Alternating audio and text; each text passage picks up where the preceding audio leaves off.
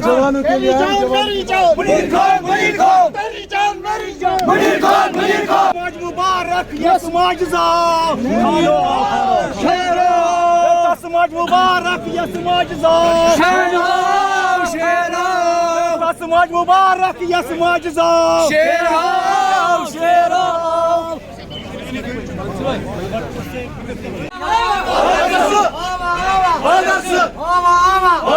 देखो देखो कौन आया देखो देखो कौन आया देखो देखो कौन आया देखो देखो कौन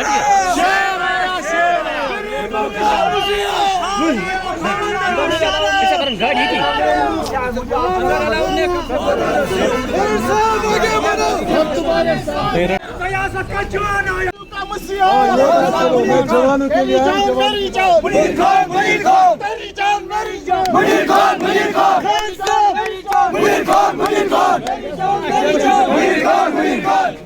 मुनीर साहब आगे बढ़ो मुनीर साहब आगे बढ़ो देखो देखो कौन आया शेर आया देखो कौन आया जी आप लोगों का शुक्रिया, आपने मुझे मौका दिया यहाँ पे बात करने का। तो हमारे जो मुद्दे हैं, बेसिकली मेरा सबसे बड़ा मुद्दा जो है वो यूथ का है। यूथ की प्रॉपर जो एजुकेशन सिस्टम है उसको बहाल करना बहुत ज़रूरी है, उसको यहाँ पे लागू करना बहुत ज़रूरी है।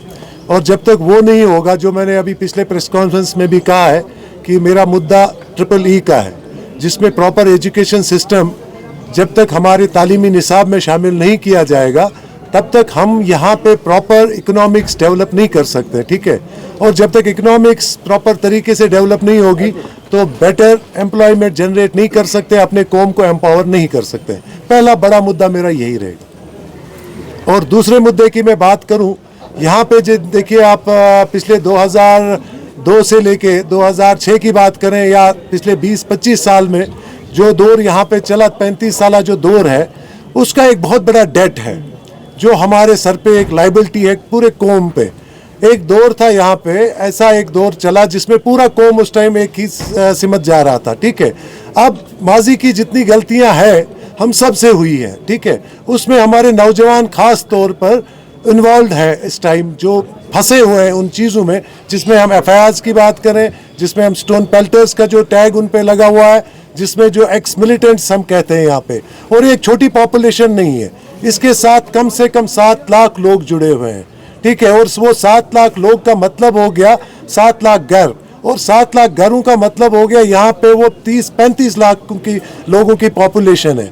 और जब तक हम उस कोर इशू को एड्रेस नहीं करेंगे तब तक मुझे आप बताइए, ये डेवलपमेंट की हम बात करते हैं, नए कश्मीर की हम बात करते हैं, तो ये कैसे पॉसिबल होगा एक सोसाइटी में जहाँ छोटी एक पॉपुलेशन है, 1 करोड़ की तो पॉपुलेशन है टोटल, उसमें 30 लाख लोग अगर हम उस सोसाइटी के नहीं जोड़ेंगे डेवलपमेंट में या उनको मेन स्ट्रीम में आने का मौका नहीं देंगे, जिसको आप मेन स्ट्रीम कहते हैं। मैं बेसिकली हमेशा से कहता हूँ, आपको पिछली बार भी कहा मैंने, यहाँ 2 पैरामीटर्स है, एक सेपरेटिज्म है और एक मेन स्ट्रीम हमने रखा है, ठीक है। हम इन दोनों पैरामीटर्स से थोड़ा ऊपर उठ के अगर देखेंगे तो इसको पॉलिटिक्स कहते हैं। अगर पॉलिटिक्स इन सब चीज़ों को एड्रेस नहीं करेगी तो मुझे ये बताइए खुदारा, इस कौम में जो हमारे ये बच्चे हैं, जो यूथ है, ज़्यादातर ये जो पॉपुलेशन है इसमें यूथ इन्वॉल्व है, तो उनका जब तक आप एड्रेस नहीं करेंगे इश्यूज़, उनको सोसाइटी के उस दायरे में आप शामिल नहीं करेंगे जहां आप तरक्की की तरफ जा रहे हो, तो कैसे पॉसिबल है। जो मैंने लास्ट टाइम भी कहा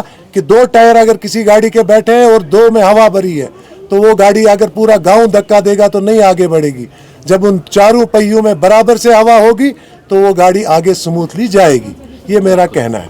अलहाजी की पसंद सियासत और मेन स्ट्रीम सियासत जिसकी आप जिक्र कर रहे हैं, तो आप आज मेन स्ट्रीम पॉलिटिक्स में इस वक्त आपने नॉमिनेशन फॉर्म भरा है, तो मुझे बताइए कि आपको क्या डिफरेंस दिखाई दे रही है। देखिए, डिफरेंस और इसकी तो बात नहीं है, सबसे बड़ी बात है कि आपने चीज़ें तब बढ़ेंगी, तब आपकी बढ़ेंगी आगे जब पूरा कौम एक हो जाएगा।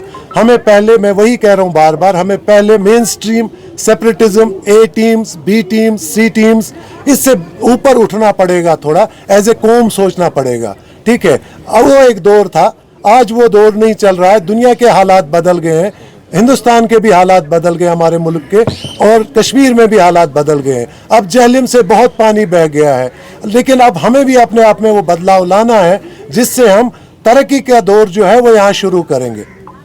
जिस हिसाब से मुनीर साहब आपके खानदान में अब बदलाव देखने को मिल रहा है, कई सारे हुर्रियत लीडर्स अब मेन स्ट्रीम में आ रहे हैं, क्या अगर नईम साहब कल जेल से रिहा होते हैं, क्या आप उनको रागिब कर पाएंगे मेन स्ट्रीम में आने के लिए?